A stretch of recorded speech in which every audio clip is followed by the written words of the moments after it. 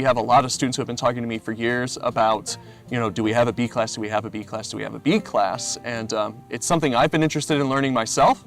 And there's definitely a lot of interest here in the Central Valley where bees are so essential to so many of our crops that, yeah, we're interested in giving students a basic overview of bee biology tied into practical beekeeping. So ideally when a student comes through the course, they'll have a good idea of what a bee is, how a hive functions, all the social and chemical behaviors. We talk about things like queen replacement, how hives know when it's time to replace queens, how bees dance to show where various forage sources are, pheromones.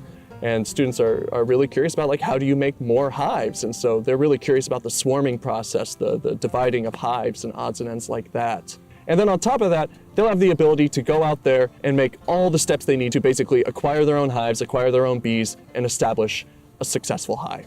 Bee pollination and bee health is extremely important for all crops, not just agriculture, but pollination as a whole. Without bees, quite simply, we wouldn't have any food. So taking care of these bees and native pollinators is one of the most important things that we should be doing. I definitely encourage more students to take beekeeping. Oftentimes we see bees perhaps as a blight because they might be around us and we might run away from them. But this class should destigmatize the fact that bees are bad. I was interested in taking this class because I really got a job where I'm going to be in very close proximity to bees. And I just wanted to see what problems our native pollinators are facing. I don't have much experience with bees. I recently bought 50 hives, so I'm hoping to get some experience. I want to eventually offer pollination services. So the goal first would be to increase my hives. And once I have a decent amount, maybe 100 hives, then I would start offering them to growers, specifically almond growers, for pollination services.